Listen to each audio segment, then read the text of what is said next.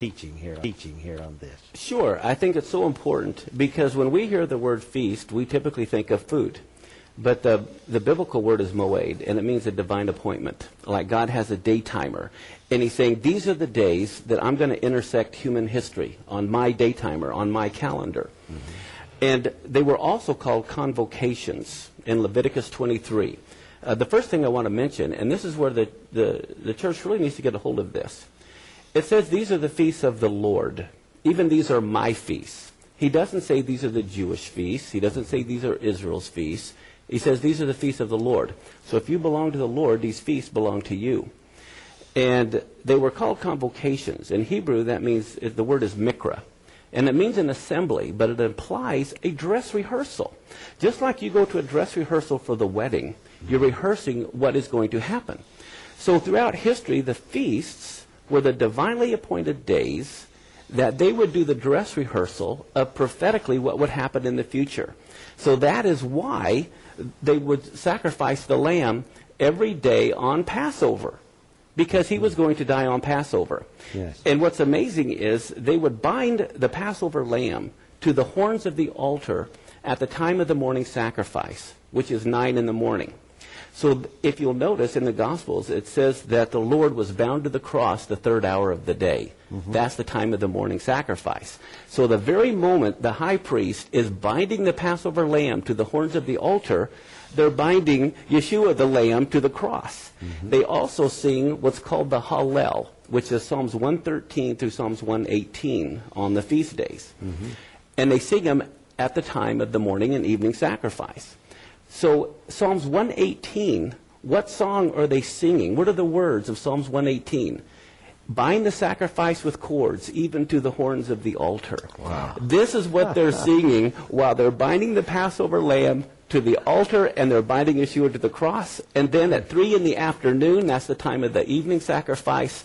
And it was at that very moment the high priest would slay the last Passover lamb and say, it is finished. And then here you have Messiah saying, it is finished at 3 in the afternoon. So it's not only the very day, it's the very hour. Even Pentecost, if you remember, Peter said, these people aren't drunk, it's the third hour of the day. Mm-hmm. That's 9 in the morning, time of the morning sacrifice. And so it was on the Feast of Pentecost, at the time of the morning sacrifice, because the Jews have been keeping Pentecost for 1,500 years. They were required to in Deuteronomy 16:16. 3 times they had to appear before the Lord, and it was Passover, Pentecost, and Tabernacles. Mm-hmm. And the reason why was they were dress rehearsals for his first coming. The Lord wanted everyone to see his son die. Pentecost, the Spirit poured out. Tabernacles for his return. And so that is why. They're dress rehearsals. And as you're speaking, I can't help but reflect upon the signs in the sun and the moon that you have brought to our attention.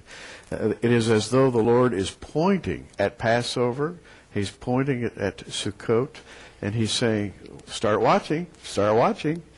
And it's happening. In fact, in this year, 2008, there is an eclipse sign. In the year 2014 and 15, as you mentioned, there are signs in the sun and the moon. All of those, almost like someone is trying to get our attention. Yes, and if you don't know the signals to watch, if no one told you it's 1 if by land and 2 if by sea, if you saw these lights flashing, they're not going to mean anything to you. That's why the church has to get on the biblical calendar, because that's the calendar God's using.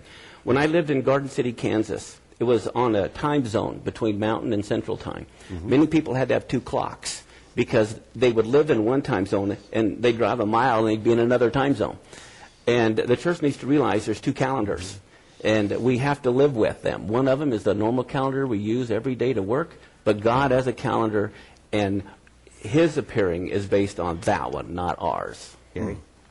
Well, let's just conclude with another thought here in 1 Thessalonians 5, verse 6, and following, therefore let us not sleep as do others, but let us watch and be sober, for they that sleep, sleep in the night. And they that be drunken are drunken in the night, but let us who are of the day be sober, putting on the breastplate of faith and love, and for an helmet, the hope of salvation. That's your message, isn't it, Mark? Exactly. We have to be watching.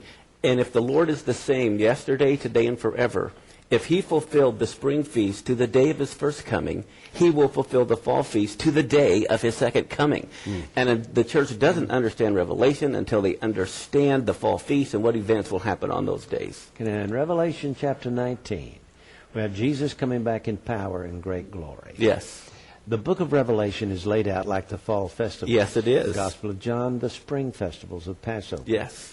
In the fall festivals, when we come to chapter 19, we are in Yom Kippur, the day of the Lord, or the Day of Atonement. Yes. Now, Moses came down from the mountain on that day too, didn't he? Yes, he did. Tell us about that. Yes, it was within Jewish history. Moses came down. They had sinned with the golden calf. He had to go up and make atonement. He comes down on the Day of Atonement. And when he came down, his face, they said, was glorious. And it just shone. And everyone was afraid at his presence. Well, he's a type of Messiah. And on Yom Kippur, Messiah will come down. His face will be glorious, and people will be terrified of his presence. Yeah.